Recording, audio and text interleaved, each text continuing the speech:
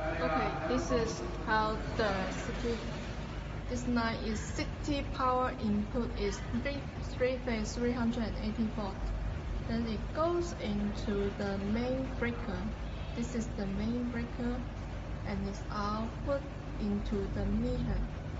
In the meter, you can see how many kilowatt you use in one day, and you see there is kWh. This is the kilowatt per hour. Is how you use one day, and then three phase, right? Then it goes into single phase. One single phase, one single phase, one single phase. This is the one cable is stand for one single phase, 220 voltage. Then you can connect the inverter to here.